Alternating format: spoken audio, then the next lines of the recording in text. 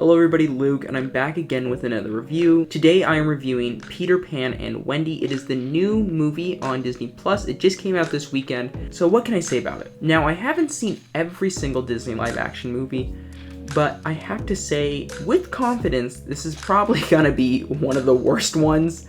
So if that sounds interesting and intriguing, let's get right into it. So this review will have spoilers, but I should say that the movie is pretty much exactly the same as the original animated feature, just with a few other changes. But if you really don't hear any spoilers, I can give you a quick synopsis of what I think of it, but also you can go out and watch it, or go home and watch it, and then watch my review. So the reason why I don't think it's great is because it's essentially a carbon copy of the original movie, but instead it's lifeless, the acting isn't great, the scenery is not great either, the setting is boring, the characters are boring, and the changes that they do have amount to pretty much nothing. So this review is honestly going to be kind of more of a rant.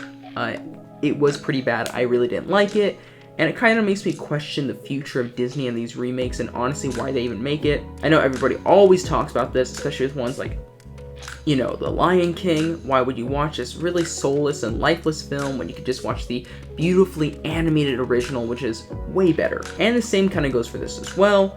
What's the point of watching this dull, dreary one when the original is colorful and full of life? So I think that's a good place to start. The look of it. The whole look of the movie is really dark. And I know what you're thinking, oh, is it like kind of Alice in Wonderland, Tim Burton dark, when it's kind of creepy and edgy? No, it's literally just dark. I have no clue why they would choose this design. In the beginning of the movie, you know, you're in London, you see Wendy, I guess the Darling's house, and it is really dark. And I was kind of thinking, okay, maybe they're purposely doing this so that way when they go to Neverland, it's super bright and vibrant and there's this huge juxtaposition. But not really. There's some color, but the color's like really toned down. I don't know who did the color grading, but it's like really toned down. The shadows are really strong in this movie. And honestly, a lot of the set pieces that they use in this film are in like caves, and it's almost like they chose this just so that way they could hide the fact that the CGI and maybe the set pieces are really boring or not very interesting either. I just don't get it. I don't understand why they would do that. You know, you can complain about Aladdin, which also is not a great Disney remake, but at least they attempted to try to kind of mimic what the original Aladdin looked like. This one, they didn't even attempt it at all. I mean, it's so dull. Like, I literally have no clue why they would choose this direction. Besides that, the plot is pretty much exactly the same as it was before. They added a few things which I appreciate to an extent, but they don't add up to a whole lot. For instance, they have some girls in the Lost Boys. Okay. Also, Tiger Lily, the girl that Peter Pan saves, she's like a warrior in this, which is kind of cool. I'm actually surprised they kept the native people in the movie. I thought that would be like something they're going to completely avoid. Peter Pan does not smoke though, so you do miss that. And then also the main interesting thing I think was the fact that they gave Captain Hook a backstory. So this is kind of where the spoiler is, but you know, it's not, like I said, it really doesn't amount to anything, so you're not really missing much. So the backstory is that Captain Hook, whose name is James, was Peter Pan's friend in Neverland, but James missed his home, so he wanted to see his mom again, so he decided to go back home, and he became like a grumpy old man. So the idea of him being an adult, and especially a grumpy adult, they kind of play with it a little bit. Wendy talks to him. She kind of explains that there's nothing wrong with getting older. He just had like kind of the wrong experience getting older, you know, his wrong upbringing, and that's the reason why he's so grumpy. And I actually kind of like this idea, and they almost play with it at the end, but then they kind of drop the bag, so I'm going to talk about that later in the review. Besides that, I guess I can talk about the acting. All the acting, it kind of is like, it's like out of a play. Like, it's kind of campy, and it's also not great, but you know, you can kind of give it a pass, especially considering the fact that this movie's kind of low budget because it went straight to Disney Plus. It's probably not as big as like probably The Little Mermaid that's going to come out. So I'm going to give them a pass on that. I kind of feel bad for saying this. The kid who plays Peter Pan, I know he's just a kid. I don't know who casted him, but he was not a good fit for this role. Peter Pan's supposed to be this like snarky, witty, happy, bright-eyed kid who, you know, who always has good quips. This kid has like one expression and he's pretty lifeless. I feel bad. He's just a kid. I feel bad. I understand he's just a kid. And hey, I hope he gets as many roles as he wants in the future. But this was not a good fit for him at all. And it's unfortunately because the movie's literally called Peter Pan and Wendy. So he's like half the movie. and it's pretty jarring. I'm sorry, it's a pretty boring performance. Wendy, I think she does a good job. Honestly, she pretty much takes over the movie besides Peter Pan. Honestly, even more than Peter Pan. She's pretty much like 70% of the movie. Her two brothers are barely there. I kind of forgot that they were there. Captain Hook is kind of a big part as well, like what I told you with the backstory, and Peter Pan's also kind of there.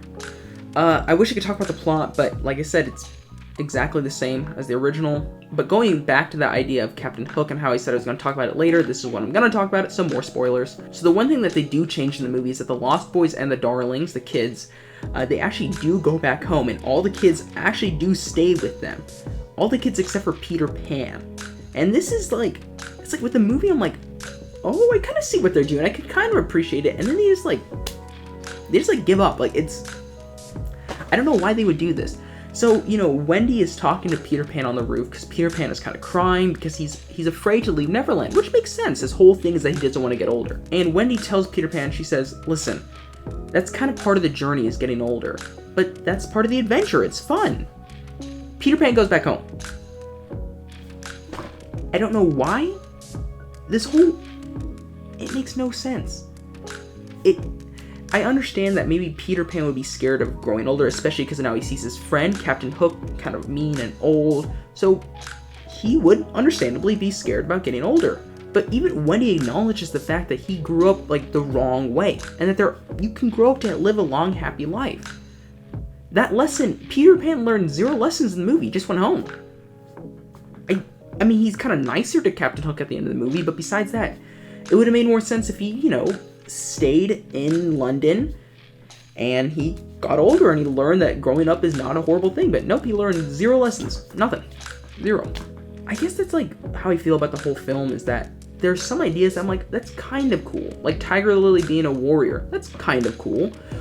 Or having different kids in the Lost Boys, that's kind of cool. Or the Captain Hook backstory, that was actually kind of cool.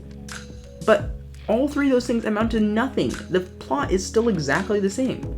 Literally, with all those changes, the only thing that changed is that the Lost Boys went home to the Darlings in London. That's it. So, I know that's a lot of complaints. The only pros I can say is that the actress who plays Tinkerbell, who's from Blackish and Grownish, she does actually a very good job. I think she does very good, facial expressions, because, Tinkerbell doesn't really talk. I like Jude Law. I like Jim Gaffigan. He's funny. And I guess if you were looking for an exact adaptation, you got it. But I just don't know why you would ever watch this over the original. Like Cruella, at least Cruella was like a different story, so it adds something to the, Dalmatians movies. But this is literally just like a worse version of the animated ones. I actually have no clue why you would want to choose this over the original. So, that's my review. Honestly, out of 4 stars, I feel bad, but I'm gonna give it 1.5. Like I said, I have not seen all the Disney animated live-action remakes, but what I can tell you is that this is pretty awful. I'm not trying to be super negative, but it is the truth. One more plus is that you'd have to freaking pay money to go see it in the theaters, but you still have to pay for Disney Plus, but whatever.